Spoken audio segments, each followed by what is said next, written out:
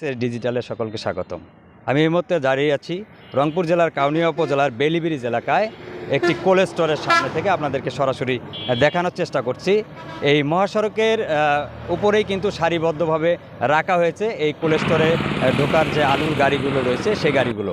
আমরা ঘন্টার পর ঘন্টা কিন্তু দেখতে পাচ্ছি এই গাড়িগুলো এখানে সারিবদ্ধভাবে রাখা হয়েছে। এই গাড়িগুলো রাখার কারণে কিন্তু এই মহাসড়ক দিয়ে কিন্তু যে চলাচলকৃত যে গাড়িগুলো রয়েছে এগুলো কিন্তু ভোগান্তির শিকার হচ্ছে বা দেখা যাচ্ছে যে যানজটের সৃষ্টি হচ্ছে কিংবা যে কোনো সময় ঘটেও যেতে পারে বড় ধরনের দুর্ঘটনা। দর্শক, আপনাদেরকে দেখাতে চাচ্ছি যে এখনকার যে পরিস্থিতি, যা যে কোনো সময় ঘটে যেতে পারে বড় ধরনের দুর্ঘটনা। তাদের কি ঠিক হচ্ছে না আর কি, ঠিক হচ্ছে না। আমাদের খুব গাড়ি চলাচল খুব অসুবিধা হইতেছে। হ্যাঁ, দুই সাইডে বন্ধ, খুব রিস্ক হয়ে যাইতেছে।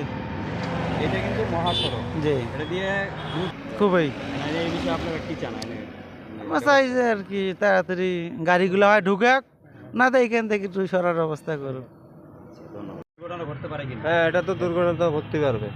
এটা আপনি এই গাড়িগুলো কতক্ষণ থেকে দেখতেছেন? এই 1 ঘন্টার উপরে হবে। এখন জি। কতগুলো গাড়ি এখানে ছিল? ছিল প্রায় 30টা, এখন তো অনেক কমতেছে। তাই?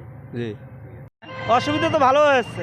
যেমন কি মনে হয় এরকম করে গাড়ি এই যে এইভাবে যে গাড়িগুলো আপনাদের কাছে কেমন মনে হয়? খারাপ লাগতেছে। এখন অসুবিধা, মনে করো যানবাহন মানুষ যাতায়াত করতে অসুবিধা হচ্ছে, এইরকম বন্ধ তো। করে। দুর্ঘটনার সমস্যা, হ্যাঁ হ্যাঁ, দুর্ঘটনার সমস্যা এরকম হতে পারে। সমস্যা হয়েছে ব্রাইটনেস বাড়ার লাগবে।